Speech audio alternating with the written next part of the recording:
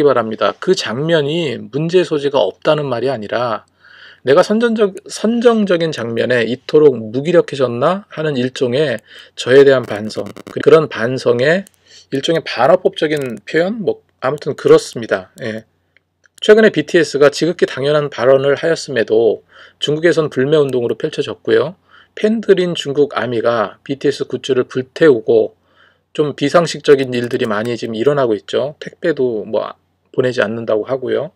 이는 그 BTS의 영향력이 어느 정도인지 가늠해 볼 수 있는 그런 예라고 생각을 합니다. 블랙핑크도 마찬가지로 너무 유명해지다 보니까 이런 논란이 더 커졌다는 생각도 한편으로 들어요. 저는 이번 영상에서 간호사분들이 항의하시고 책임 있는 대처를 촉구한다는 그 의견에 공감을 합니다.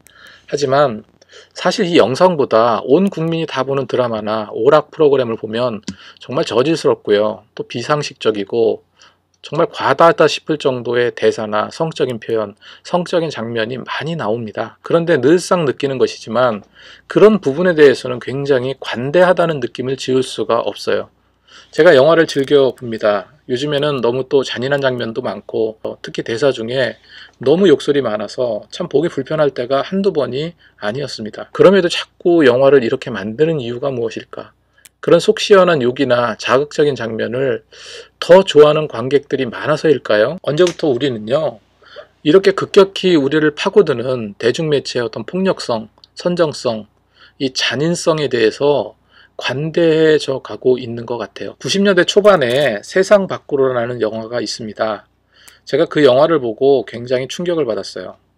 나온 욕설들이 너무 리얼했기 때문에 그렇습니다. 그 전 영화에서는요, 심한 욕설이라고 한다면 그저 이 새끼 저 새끼 이 정도였습니다. 그런데 세상 밖으로라는 영화에서는 참 표현하기도 저질스럽지만 존마나 하는 욕설 있잖아요. 그런 욕설이 나와요. 그 이후로 욕설은요 어마어마하게 진화되었어요. 그래서 2002년도에 나온 공공의 적이라는 영화를 보면 굉장히 저도 재밌게 봤지만 그 영화는 욕으로 시작했다 욕으로 끝나는 그런 영화였어요. 지금 어떻습니까? 차마 입에 담을 수 없을 정도의 욕설이 난무하고 있고 폭력적이고 잔인한 장면이 많습니다. 대사에 있어서도 음담패설과 과감한 성적인 표현이 정말로 도가 지나칠 정도예요. 이런 진화는요, 이제껏 수십 년 동안 영화나 드라마 같은 대중문화를 통해서 반복적으로 학습을 받아온 우리의 그 어떤 무감각함의 어떤 증거들입니다.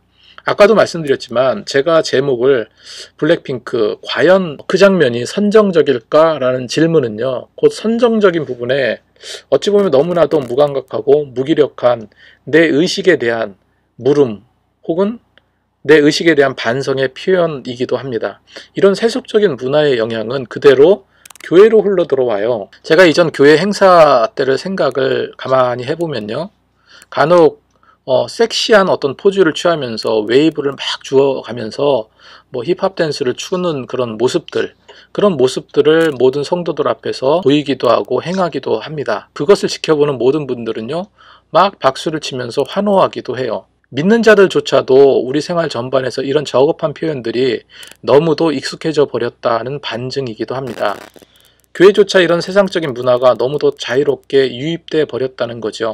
그런가 하면 예술이나 아름다움 혹은 작품성이라는 포장지를 사용해서 정말로 형편없는 저질 외설적인 장면을 아름답게 포장하기도 합니다. 제가 수년 전에 한 영화를 봤는데요. 그런데 아무리 생각해봐도 그 영화 제목이 제가 생각이 나질 않아요. 유튜브나 인터넷을 검색을 해봤는데 잘 모르겠습니다. 혹시 제가 말씀드리려는 그 영화의 제목을 아시는 분이 있으면 댓글을 좀 달아주셨으면 좋겠습니다. 그 영화에서 한 장면이 제가 생각이 나는데, 그 영화에서 어떤 장면이 나오냐면요, 봉고차 같은 곳에 대여섯 명의 사람들이 타고 어디론가 가고 있었습니다. 그런데 한 사람이 차창을 열면서 손을 차창 밖으로 쭉 내밀더니 손가락 사이로 흘러드는 바람을 느끼면서 그 바람을 가르면서 기분 좋은 표정을 짓습니다. 그걸 보던 동료가 만류하면서 다친다고 하면서 손을 집어 넣으라고 말을 건넵니다. 하지만 차창에 손을 내민 그 사람은요, 무언가 희열에 가득한 표정을 지으면서 그 행동을 멈추지 않습니다. 그러면서 이런 말을 합니다. 아, 이렇게 손을 내놓고 바람을 가르며 가는 것이 마치 여자 가슴을 만지는 것 같아. 이런 말을 해요. 그렇게 말하자 함께 했던 사람들이 다 손을 밖으로 한 명씩 한 명씩 빼면서 그 느낌을 느끼려고 합니다. 장면 자체는 너무 낭만적이고 아름답다는 느낌까지 들었습니다. 그런데 그렇게 생각하는 제 자신에 깜짝 놀라게 됐어요. 분명히 이것은 아름다워 보이지만 또 낭만적인 장면이라고 여겨질 수 있지만 그 속의 내용은 어떻습니까? 외설적인 대사와 또 외설적인 내용이었어요. 그조차 아름답게 느껴졌다는 게 이게 정말로 제게는 충격이었다는 거죠. 여러분, 이것이 익숙함이라고 저는 생각을 합니다.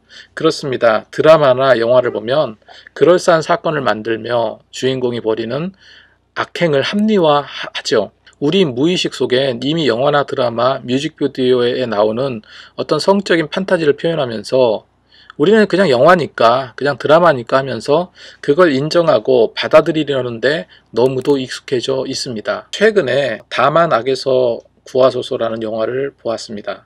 이 복수하는 장면이 나오죠. 이정재가 여러 명의 사람들을 잔인하게 죽이고요. 온통 붉은 피원복이 되는 장면들이 나와요. 정말 말로 표현할 수 없이 잔인한 장면이에요. 사실 수위 조절을 해서 더 심각한 장면은 아예 잘라냈다고 합니다. 그런데도 보기가 너무 불편한 영화예요.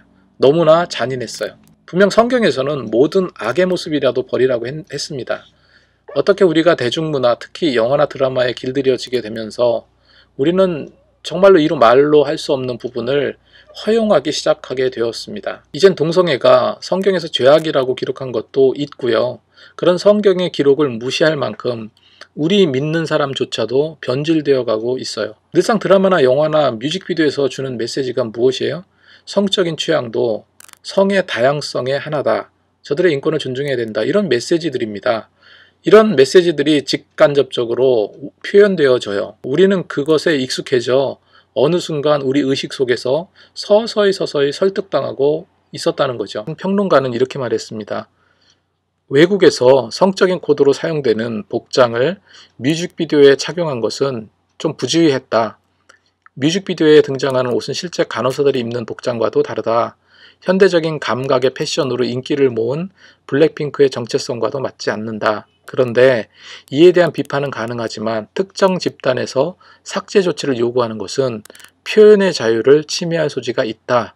이는 창작에 맡겨야 할 영역이다. 이렇게 말했습니다. 부주의했지만 또한 비판은 가능하지만 삭제 요구는 표현의 자유를 침해하는 것이니 창작에 맡기고 문제 제기할 사안은 아니다. 이런 평입니다.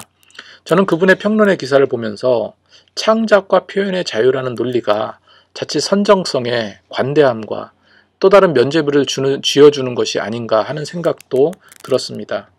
제가 다시 블랙핑크의 영상을 보니까 몸에 쫙 달라붙는 짧은 상의와 짧은 치마, 그리고 머리에는 하트 모양이 그려져 있는 간호사 모자를 쓰고 있는 그 모습, 이거는 사실에 대한 왜곡이 분명하다고 느껴졌습니다. 이런 이미지는요, 실제 간호사의 차림과는 분명 다르다는 것이죠.